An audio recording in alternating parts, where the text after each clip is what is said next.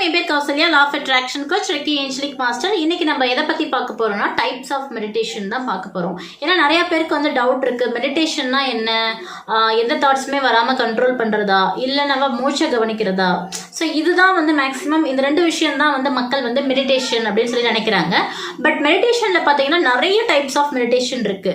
உங்களுக்கு வந்து எது வந்து ஒத்து வருமோ அந்த மெடிடேஷன் வந்து நீங்க சூஸ் பண்ணி பண்ணலாம்.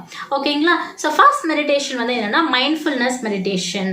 ஸோ புத்தர்கள் காலத்தில், அதாவது புத்தருடைய காலத்தில் கொண்டு வரப்பட்ட மெடிடேஷன் தான் இந்த மைண்ட்ஃபுல்னஸ் மெடிடேஷன். வெஸ்ட் சைடில் வந்து ரொம்ப அதிகமாக ஃபாலோ பண்ணக்கூடிய மெடிடேஷன். ஸோ இந்த மெடிடேஷன் வந்து நீங்கள் பிகினர்ஸாக இருக்கீங்கன்னா இது உங்களுக்கு பர்ஃபெக்டாக ஃபிட் ஆகுங்க. ஏன் அப்படின்னு கேட்டிங்கன்னா இதில் வந்து நீங்கள் தாட்ஸ் எல்லாம் கண்ட்ரோல் பண்ணவே தேவை கிடையாது. நீங்கள் டெய்லியும் ஒரு 15 நிமிஷம் ஸ்பெண்ட் பண்ணால் போதும். 15 நிமிஷம் அமைதியாக உட்காந்து உங்களோட எண்ணங்களை ஜஸ்ட் கவனிங்க. என்ன மாதிரியான எண்ணம் வருது, எவ்வளோ நேரம் அது நீடிக்குது, எவ்வளோ நேரத்தில் அது கிளம்பி போகுது, அடுத்து என்ன எண்ணம் வருது, அது எவ்வளோ நேரம் நீடிக்குது, எவ்வளோ நேரத்தில் கிளம்பி போகுது. ஆரம்பத்தில் ஒரு சின்ன நோட் பேட் வச்சுட்டு நீங்கள் நோட் பண்ணலாம். ஸோ எவ்வளோ நேரம் இருக்குது, என்ன மாதிரியான எண்ணங்கள் வருது அப்படின்னு சொல்லிட்டு கொஞ்சம் ப்ராக்டிஸ் ஆனதுக்கப்புறம் நீங்கள் கண்ணை மூடி மைண்ட்லேயே நோட் பண்ணிக்கலாம். ஸோ என்னென்ன எண்ணங்கள் வந்து வருது அப்படின்னு சொல்லிட்டு. ஸோ எண்ணங்களை நீங்கள் கவனிக்க கவனிக்க என்ன ஆகும்னா அதிகப்படியான எண்ணங்கள் வந்து அப்படியே மைண்டுக்குள்ளே வந்து செல்ஃப் டாக் நடந்துகிட்டே இருக்கும்ல, அதை வந்து அது வந்து பிரேக் பண்ணும். கொஞ்சம் கொஞ்சமாக எண்ணங்கள் குறைய ஆரம்பித்து அதுக்கப்புறம் எண்ணங்களே இல்லாமல் போகிறதுக்கு வாய்ப்புகள் இருக்குது. ஸோ இதுதான் மைண்ட்ஃபுல்னஸ் மெடிடேஷன். நீங்கள் பிகினஸாக இருக்கீங்கன்னா தாராளமாக இதை வந்து நீங்கள் ட்ரை பண்ணலாம். ஓகேங்களா? ஸோ அடுத்த மெடிடேஷன் வந்து பார்த்தீங்கன்னா ஃபோக்கஸ் மெடிடேஷன். ஸோ இதுவும் பிகினர்ஸ் ட்ரை பண்ணலாம். பட் இன்டர்மீடியட்டாக இருக்கிறவங்க மெடிடேஷனில் ட்ரை பண்ணுறது பெட்டர். ஏன்னா பிகினர்ஸ்க்கு வந்து கொஞ்சம் ஃபோக்கஸ் பண்ணுறது வந்து கஷ்டமாக இருக்கும். ஓகேங்களா? ஸோ இதில் வந்து என்ன பண்ணுவாங்க அப்படின்னு பார்த்தீங்கன்னா ஏதாவது ஒரு விஷயத்தை வந்து ஃபோக்கஸ் பண்ணுவாங்க. நம்மளுடைய 5 சென்சஸ் இருக்கு இல்லையா, கண், காது, மூக்கு, இந்த மாதிரி 5 உணர்திறன் இருக்கு இல்லையா, அதன் மூலமாக பண்ணக்கூடிய மெடிடேஷன் தான் ஃபோக்கஸ் மெடிடேஷன். ஒன்று கண்ணு மூலமாகவோ இல்லை காது மூலமாகவோ இல்லை வாய் மூலமாகவோ இந்த மாதிரி கை கால் ஏதாவது ஒரு நம்மளுடைய உறுப்பு மூலமாக பண்ணுறது.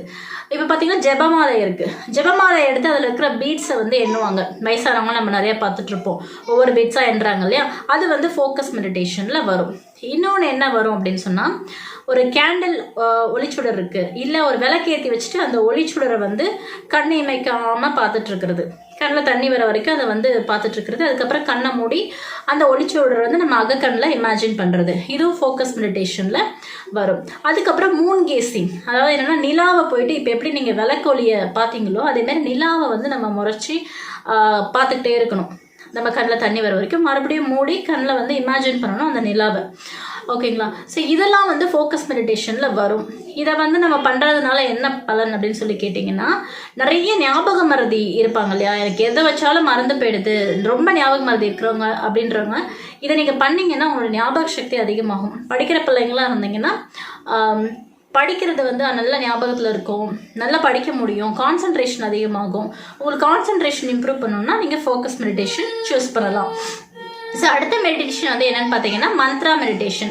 மந்த்ரா மெடிடேஷனில் என்ன பண்ணுவோம் அப்படின்னு சொல்லி பார்த்தீங்கன்னா உங்களுக்கு தெரிஞ்சது தான், ஏதாவது ஒரு மந்த்ரா, ஓம் இல்லை ஓம் நமக் சிவாயா, ஓம் நமோ நாராயணா, ஏதாவது ஒரு மந்திரம் வந்து நீங்கள் யூஸ் பண்ணலாம்.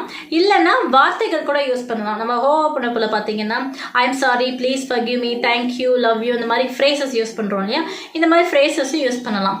யூஸ் பண்ணிட்டு மெடிடேஷனில் உட்காரலாம். இது வந்து பார்த்தீங்கன்னா மந்த்ரா மெடிடேஷன். அதுக்கப்புறம் வந்து பார்த்தீங்கன்னா body scanning meditation. So body scanning மெடிடேஷன்றது வந்து என்ன அப்படின்னு பார்த்தீங்கன்னா நம்மளுடைய உடம்புல இருக்கக்கூடிய ஒவ்வொரு பகுதியாக நம்ம ரிலாக்ஸ் பண்ணுறது. ரிலாக்ஸ் பண்ணும்பொழுது அந்த இடத்துல ஏதாவது ஸ்டிஃப்னஸ் இருக்கா இல்லை அந்த இடத்துல ஏதாவது பெயின் இருக்கான்னு நமக்கு தெரியும். ஏன்னா நம்ம எமோஷன்ஸ்லாம் பார்த்தீங்கன்னா பாடியில் ஒவ்வொரு இடத்துலையும் வந்து ஸ்டோராக இருக்கும். அதனால தான் கழுத்து பிடிச்சிக்கிறது இல்லை கை வலிக்குது இடுப்பு பிடிச்சிக்குதுன்றாங்கன்னா அதெல்லாம் ஒரு எமோஷன்ஸ் அந்த இடத்துல போய் ஸ்டோராக இருக்கும். ஸோ ஒவ்வொரு பகுதியாக ரிலாக்ஸ் பண்ணும்போது என்ன ஆகும்னா அந்த எமோஷன் வந்து ரிலீஸ் ஆகும். இப்போ நீங்கள் வாழ்க வளமுடன் படிச்சிருந்தா வச்சுக்கோங்களேன், அதில் ஒரு பாடி ஸ்கேனிங் மெடிடேஷன் இருக்குது. அதாவது நம்ம சமாதி நிலை படுத்த நிலையில வந்துட்டு காலில் இருந்து தலை வரைக்கும் நம்ம என்ன சொல்லிட்டுறோம், இப்போ பாதங்கள், என்னுடைய பாதங்களில் ரத்த ஓட்டம், வெப்ப ஓட்டம், காற்றோட்டம் சீராக இயங்குகின்றன, என்னுடைய பாதம் வந்து ஓய்வு பெறுகின்றன, ஓய்வு ஓய்வு ஓய்வுன்னு நம்ம சொல்லுவோம் இல்லையா, அதே மாதிரி முழங்கால், முட்டி, தொடைன்னு சொல்லிட்டு ஒவ்வொரு பகுதியாக நம்ம வந்து சொல்லிட்டு வருவோம். ஸோ இந்த மெடிடேஷன் வந்து எதில் அடங்கும் அப்படின்னு சொல்லி வந்து பார்த்தீங்கன்னா இப்போ நம்ம சொல்கிற பாடி ஸ்கேனிங் மெடிடேஷனில் தான் அடங்கும். அது நிறைய மெத்தட் இருக்குது பாடி ஸ்கேனிங் மெடிடேஷனில். அதுக்கு அடுத்த மெடிடேஷன் வந்து என்ன அப்படின்னு சொல்லி பார்த்தீங்கன்னா விஷுவலைசேஷன் மெடிடேஷன். இந்த விஷுவலைசேஷன் மெடிடேஷன் வந்து உங்களுக்கு நல்லா தெரிஞ்ச ஒரு மெடிடேஷன் தான். நீங்கள் லா ஆஃப் அட்ராக்ஷன் ப்ராக்டிஸ் பண்ணுறவங்களா இருந்தால் காட்சிப்படுத்தும் முறை. நம்ம மெடிடேஷனில் உட்காந்து உங்களுக்கு ஏதாவது ஒரு விஷயம் நடக்கணும்னா அந்த விஷயத்தை பற்றி எப்படி அது நடக்கணும்னு சொல்லிட்டு ஒரு படம் மாதிரி கற்பனை பண்ணி பார்க்குறது தான் விஷுவலைசேஷன் மெடிடேஷன். ஓகே, வந்து பார்த்தீங்கன்னா லவ்விங் அண்ட் கைண்ட்னஸ் மெடிடேஷன். இப்போ ரெக்கியில் வந்து white light gold light use மூலமாக நம்ம வந்து ஹீல் பண்ணுறோம் இல்லையா. ஸோ இந்த லவ்விங் அண்ட் கைண்ட்னஸ் மெடிடேஷன் என்ன பண்ணுவாங்கன்னா, உங்களோட ஹார்ட் சக்ரா, ஹார்ட்லேருந்து வந்து ஒரு பிங்க் கலர் ஒளி வந்து போயிட்டு மக்கள் நம்மளை சுற்றி இருக்கிற தாவரங்கள், விலங்குகள், சுற்றி இருக்கிற எல்லாரையுமே வந்து அப்படியே நம்ம ஹார்ட் எக்ஸ்பேண்ட் ஆகி அதுலேருந்து அந்த பிங்க் ஒளி போய் வந்து பிளஸ் பண்ணுற மாதிரி வந்து நம்ம அந்த மெடிடேஷனில் இமேஜின் பண்ணுவோம். ஸோ இது யாருக்கெல்லாம் யூஸ்ஃபுல்லாக இருக்குன்னா, நீங்கள் லேக் ஆஃப் செல்ஃப் லவ் இருக்கீங்க, யாருமே நேசிக்க மாட்டுறாங்க, இல்லை உங்களை நீங்கள் நேசிக்க மாட்டுறீங்கன்னா, ஸோ இந்த மெடிடேஷன் பண்ணும்போது உங்கள் மேலே இருக்க அன்பு அதிகமாகும், உங்களை சுற்றி இருக்கவங்க மேலே இருக்க அன்பு அதிகமாகும், உங்களை சுற்றி நிறையா லவ் வந்து கிடைக்கும். ஸோ அந்த மாதிரி நீங்கள் எனக்கு இருக்கிற லவ்வை வந்து அதிகப்படுத்திக்கணும்னு நீங்கள் நினைக்கிறீங்கன்னா லவ்விங் அண்ட் கைண்ட்னஸ் மெடிடேஷனுக்கு வந்து போகலாம். ஸோ இதுதாங்க மெடிடேஷன். நான் சொன்னதே உங்களுக்கு கொஞ்சம் தான், இது இன்னும் நிறையா இருக்குது, நிறைய டைப்ஸ் ஆஃப் மெடிடேஷன் இருக்குது. நமக்கு வந்து எது ஃபிட் ஆகும் நீங்கள் நினைக்கிறீங்களோ அதை வந்து நீங்கள் சூஸ் பண்ணிக்கலாம். டெய்லி ஒரு 15 நிமிஷத்துலேருந்து 30 நிமிஷம் வந்து கண்டிப்பாக மெடிடேஷனுக்காக ஸ்பெண்ட் பண்ணுங்கள்.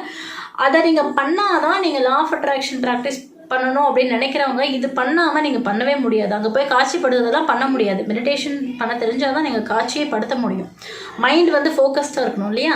ஸோ மெடிடேஷன்றது வந்து உங்கள் லா ஆஃப் அட்ராக்ஷனுக்கு மட்டும் இல்லை, பொதுவாகவே உங்கள் வாழ்க்கைக்கு வந்து ரொம்ப நல்லது தரக்கூடியது. உங்களை வந்து ரிலாக்ஸ்டாக வச்சுக்கும், தெளிவான முடிவுகளை வந்து எடுக்க வைக்கும், தேவையில்லாத நோய்களை வந்து அவாய்ட் பண்ணும், உங்களோட ஆராவை எக்ஸ்பேண்ட் பண்ணும். ஆரா ரொம்ப வருஷம் மெடிடேஷன் பண்ணுறவங்களுக்குலாம் பார்த்திங்கன்னா ஆரா வந்து பயங்கர பெருசாக இருக்குமா, ஒரு ரூமை தாண்டி கூட பெருசாக இருக்குமா. நான் ரெக்கி படிக்கும்போது வந்து ஆரா மெஷர் பண்ணுறதுக்கு சொல்லி தருவாங்க, எப்படி ஒருத்தவங்களோட ஆரா மெஷர் பண்ணுறதுன்னு. அப்போ வந்து எங்களோட படித்த ஒரு ஸ்டூடெண்ட் வந்து 12 வருஷமாக மெடிடேஷன் பண்ணுறவர். அவருக்கு வந்து பார்த்திங்கன்னா அந்த ஆரா வந்து அந்த ரூமை தாண்டி இருக்குது அப்படின்னு சொல்லி எங்கள் மாஸ்டர் சொன்னாங்க. அது வந்து ஆரா வந்து ரொம்ப பெருசாக உங்களை நெருங்கக்கூடிய நோய்கள் வந்து ரொம்ப கம்மியாக இருக்கும்.